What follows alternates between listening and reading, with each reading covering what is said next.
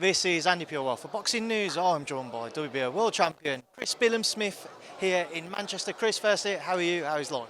Yeah, all good, mate. All good. Yeah, training away, waiting on a date. So yeah, we're all good. Come on to yourself, but let's come on to the reason you're up here in Manchester, to supporting Ellie Scotney. I've spoken to you about this before, Chris, but one thing which I've always really admired, and there's a few boxers up and down the different gyms who do it, you go everywhere where your gym mates go when they're fighting. How important do you feel that is for you to be there, to show your support for them? Yeah, I mean, I'm not always there. There's always family commitments as well where I struggle. But yeah, I try and be there much as possible. Don't know. Yeah, I like, we're there all camp. Ellie's we all get on really well in the gym.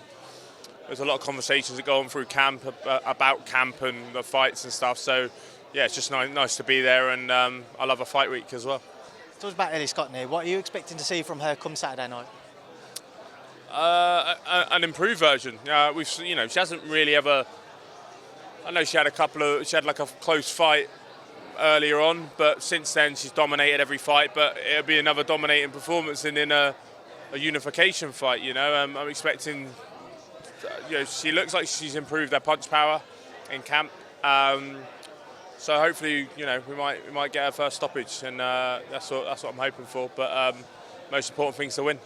Speaking to Darren Barker earlier, he said that he hopes to see a bit more of a clean performance. By that, I assume he means maybe not trading as much and being a bit more sharper with her work like that. Do you agree that's something which you hope to see? No, not really, because Ellie's a work rate fighter, so she's going to take a few shots here and there, but she doesn't take anything clean. She's not, not like me where I take too many clean shots. It might look messy because she's applying pressure, she fights in close, but it's effective work, and people hate it. Like the pace that she fights at, the girls who she's fighting, they don't like it, and that's one of her best attributes. So she has to use that. She could box people on the outside and flick a jab out and win fights like that, but that's not. She's got the ability to do that, but she doesn't need to do that because she likes having putting the work in, looking to press fighters, be exciting to watch, and that all matters, and that's what she's really effective at as well. And then if you just try and nick fights and just behind a jab, like, it becomes dangerous, especially against an opponent like Saturday, because it's a tall, rangy opponent who likes to keep it long. So Ellie needs to get inside and make her work at a pace she doesn't want to work at. Chris, let's come on to yourself. Obviously some news were coming out the other day about June the 15th at Selhurst Park, the home of Crystal Palace Football Club, is the reported date that yourself and Richard Riakporhe will square off in a rematch. Is there the truth in that? Is that the case? The date's right. We'll be fighting on that date. Not decided on a venue yet. So yeah, we're just waiting to get it over the line. Really, it's been a sticking point. We can't do it at AFC Bournemouth. That was the where we wanted to do it, but it's too late in the year because of like last year was the last game of the season. It'd have to be 2 weeks before. So yeah, it wasn't. And like an outdoor event for the club takes a lot of planning. Even though they've done it last year, it still takes a lot of planning. But yeah, that's why. Otherwise, I think it would have been announced already if we'd been able to do it at Bournemouth, but we can't do it there. So now, the sticking point's a venue at the moment, so we're just working on that. But a fight, we've got 9 weeks on Saturday, so I'm buzzing. Chris, I have to ask you, obviously, with the venue front then, is it down to the two reported venues of either Selhurst or the O2?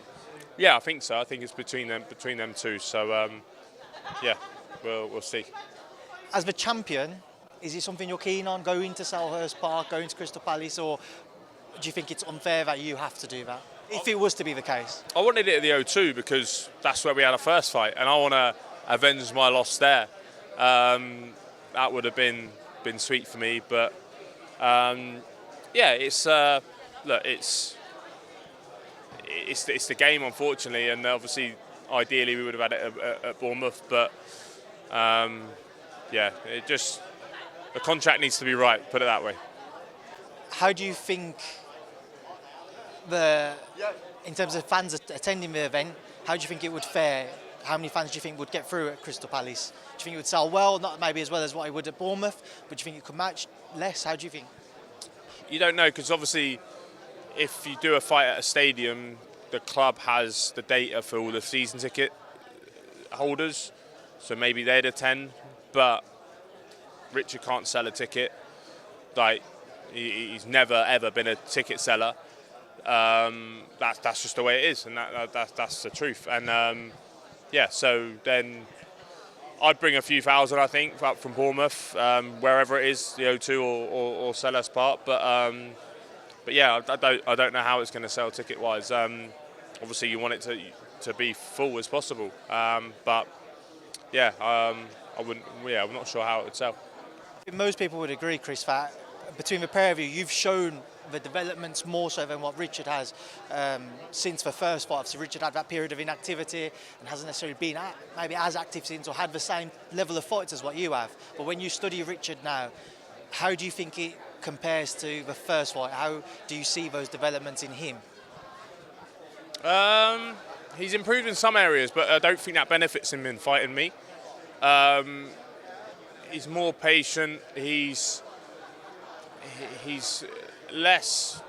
I think he's easier to hit now, which is a worry for him because my punch power has increased a lot since the first fight, and I buzzed him in the first fight. So, look, I think there's no doubt I've improved a lot more than he has, and that was a razor-thin decision the first time. All he's got on me is punch power. That's how I see it. The only thing he's got on me is punch power, and he has got good punch power, and that's something I have to respect, and I do respect. But that's it. You know, there's nothing. He's not going to outbox me. He has to just land something, and I'm not going to be relying on my chin, but he's going to have to land. He's going to have to land a lot, and be busier than he wants to be because he's doesn't fight at pace. Because I've shown, you know, I've got a good chin. He's hit me flush before. Lawrence has hit me flush. Everyone's hit me flush, and this is at world level.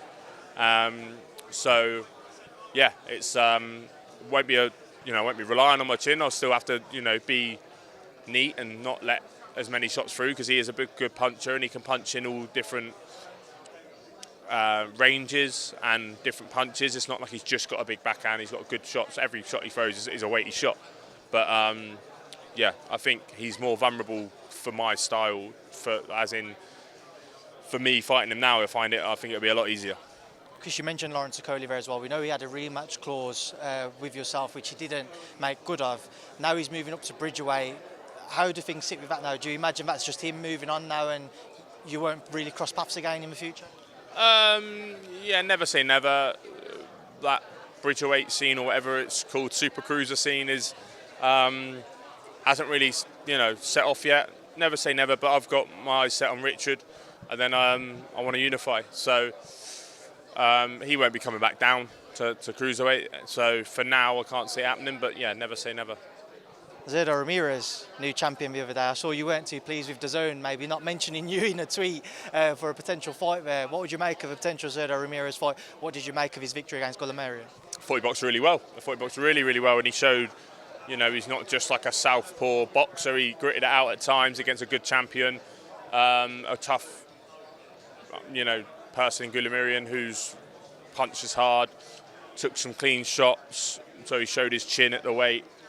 Messaged him good luck before the fight because I wanted him to win because I want to go to America. So, yeah, and then congratulated him after. I said, let me deal with what I've got to do here and then I'll come stateside. So he said, let's go. So, yeah, that's the plan for the next year for me. This year is get rid of Richard in great fashion and then move on to unification against Zurdo. Sounds very exciting, Chris. Just a couple before I wrap this up. A couple fights on the horizon next week. Haney-Garcia, what's your thoughts on that? Yeah, I think Haney's shown his mettle. I mean, I did think he got beat by Loma, but he still performed well. It's not a disgrace if he did obviously got decision, but if you were to lose to Loma or and have a tight fight with Loma, and that version of him as well seemed like a much better Loma. But yeah, I think Haney's definitely the favourite in that fight. I don't think Garcia's really touched up from what I've seen on the stuff he needs to work on. I feel like the best version of him we've seen was against Luke Campbell. I thought he was really good that night.